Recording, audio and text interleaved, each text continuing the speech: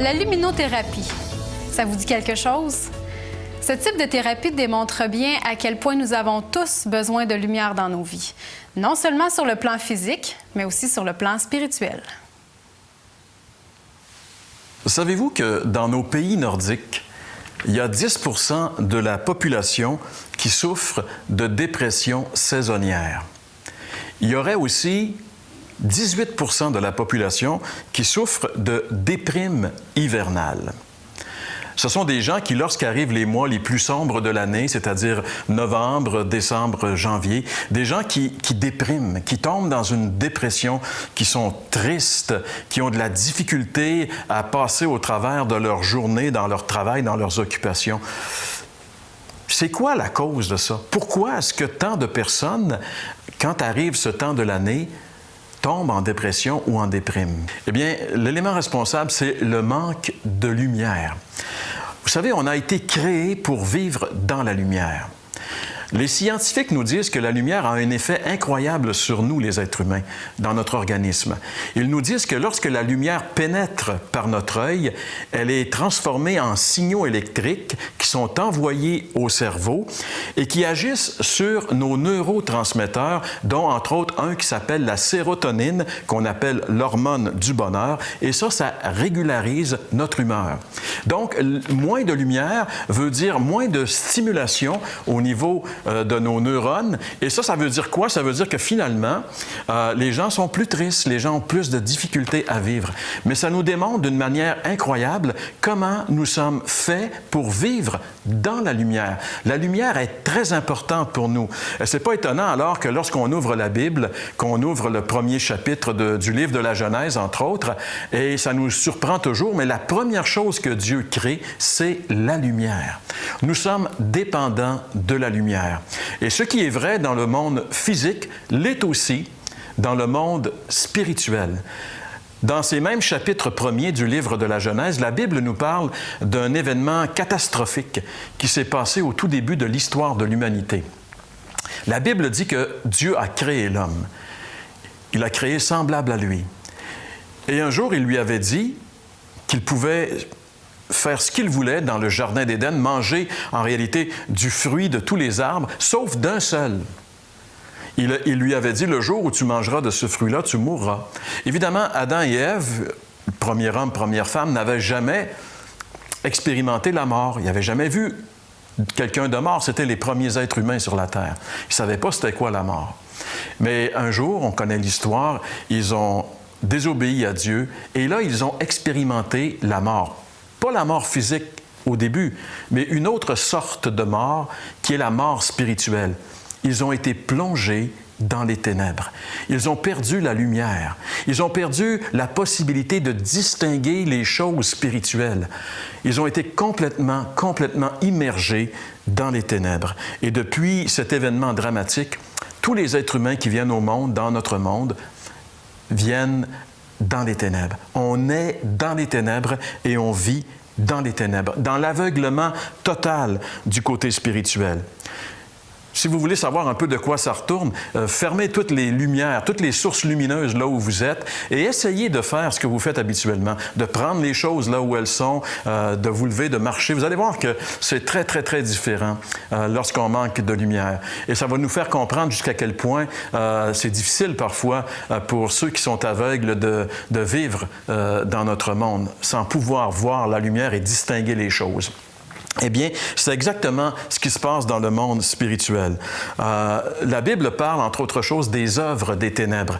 Elle parle des œuvres qui se font dans la noirceur. Évidemment, lorsqu'elle parle de ces choses-là, elle décrit toutes sortes de choses qu'on n'a peut-être pas besoin de parler parce que vous pouvez les imaginer maintenant.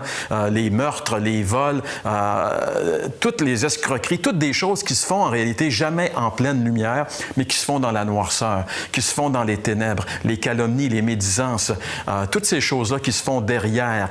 C'est ça le monde des ténèbres. Et c'est le monde dans lequel nous vivons par nature. Nous sommes dans les ténèbres. Et ça explique aussi pourquoi on vit dans un monde où il y a tant de religions et tant de sectes.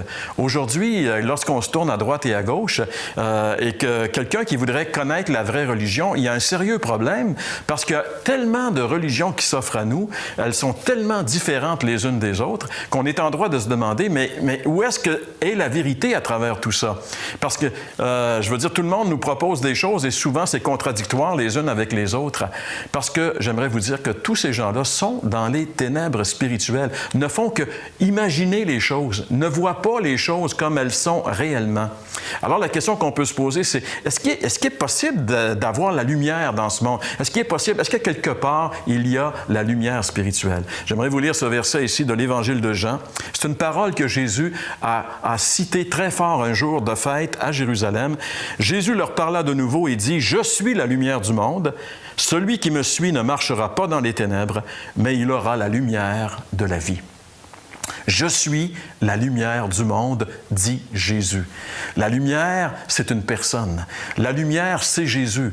En dehors de lui, c'est les ténèbres. Jésus dit, celui qui me suit ne marchera pas dans les ténèbres. Ce qui veut dire que toute personne qui ne suit pas Jésus marche dans les ténèbres. Est-ce que vous suivez Jésus? Est-ce que ta vie est à la suite de la lumière de Jésus? J'aimerais juste vous rappeler une chose. Si Jésus peut nous appeler comme ça à venir à la lumière, c'est parce que lui a fait une œuvre unique, quelque chose d'incroyable. S'il peut nous proposer la lumière, c'est pas parce qu'il est prétentieux, c'est pas parce que c'est un espèce de gourou qui se prend pour un autre, c'est parce qu'un jour il a accompli une œuvre unique. La Bible dit qu'il est allé sur la croix.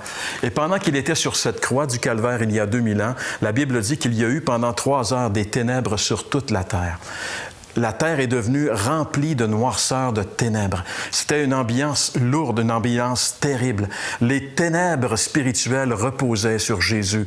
Et là, lorsqu'il était sur cette croix, il était en train de payer pour mes péchés.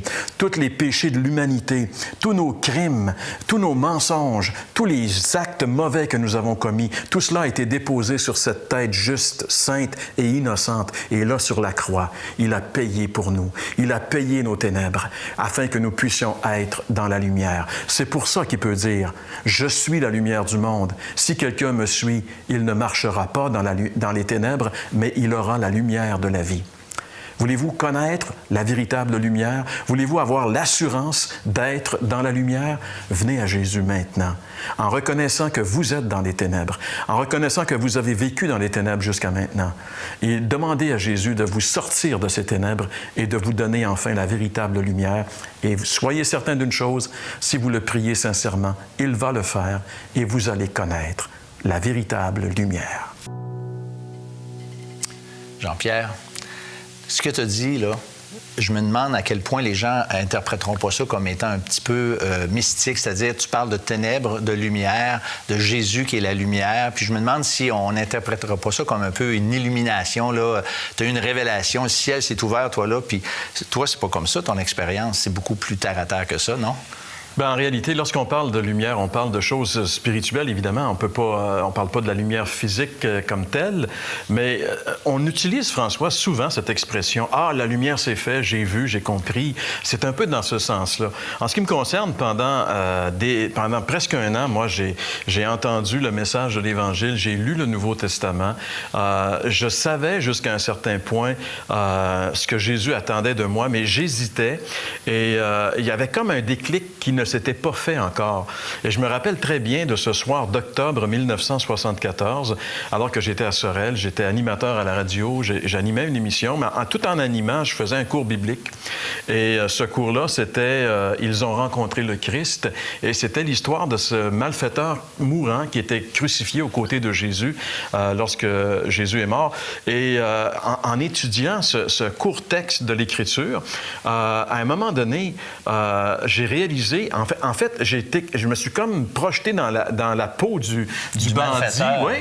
Et c'est comme si je voyais pour la première fois de ma vie, Jésus, qui était tumifié, qui était, tu sais, comme un peu la figure du Jésus de la Passion de Mel Gibson, qui avait énormément souffert. Et là, c'est comme si ses yeux me regardaient et c'est comme s'il me disait, c'est pas assez pour toi. Tu sais, c'est comme... Et là, vraiment, mon cœur, ce soir-là, je te dis, François, a explosé. Là, vraiment, la lumière s'est faite. Là, j'ai réalisé qu'il m'avait tellement aimé, qu'il avait souffert ces atrocités par amour pour moi, en portant mes péchés pour me sauver.